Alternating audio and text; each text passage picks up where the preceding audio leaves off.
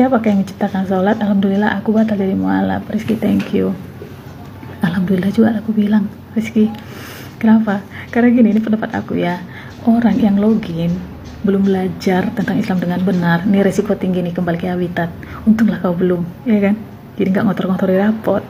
Belajar dulu lagi yang benar. Kalau udah belajar yang benar, insya Allah mualafnya itu. Amin, ya kan?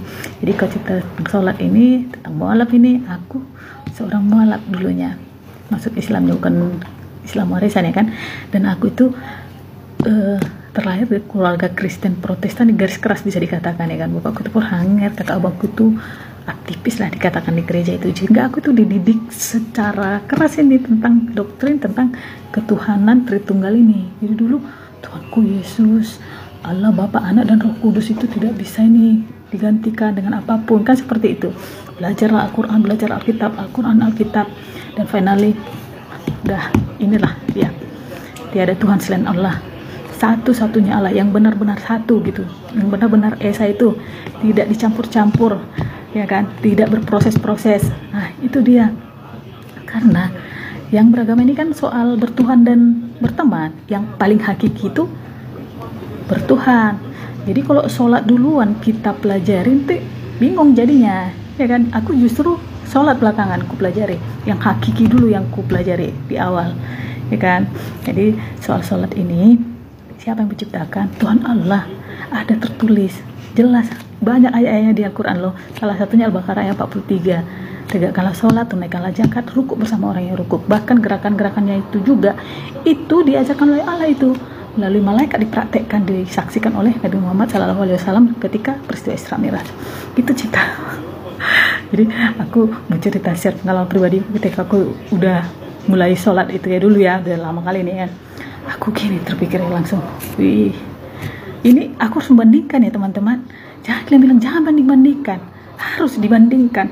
Bagaimana kita mengetahui sesuatu itu bersih kalau kita tidak pernah sama sekali melihat yang kotor? Ya kan?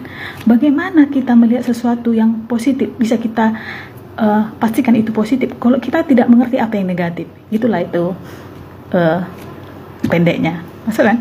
Ya. Jadi harus bandingkan. Jadi ketika aku tuh dulu awal-awal sholat, yang pertama kali dulu ini, wow, bedanya kan gitu ya. Jadi se-fashion-fashionnya, se-seksi-seksinya wanita muslimah ketika ingin sholat. Ini sholat ini kan ibadah kita, pertemuan kita dengan Tuhan Allah kita. Beda dengan berdoa ataupun zikir. Kalau berdoa kapan dan dimanapun, dengan kondisi apapun bisa kita lakukan 24 jam. Tapi ibadah yang wajib ini, kita punya persiapan, punya rukun gitulah. Ada aturannya kan seperti itu. Jadi harus ditinggalkan, harus ditanggalkan hal-hal yang melekat pada diri kita ini gitu. Ya, keseksian kita, kefashionan kita tuh tinggalkan gitu. Kita kan ini mau ketemuan ini dengan Tuhan Allah pencipta kita, ya kan, yang maha besar itu gitulah ya.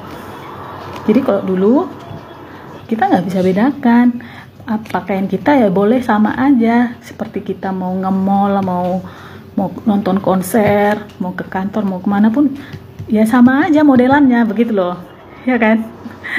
itu mohon maaf ya kan. Kemudian yang kedua, gerakan sholat ini cinta, ya kan.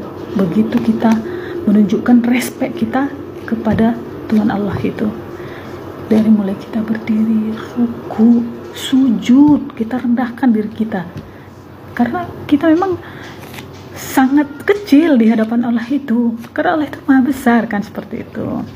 Kalau dulu gerakannya seperti apa gitu, aku dulu pernah masuk di karismatik, ya kan, sampai jingkrak-jingkrak aku, kok kayak konser Peter Pan ini di lapangan Merdeka dalam hatiku, ya kan, karena cuma beberapa kali aku dulu di karismatik itu. Gitulah ya kan.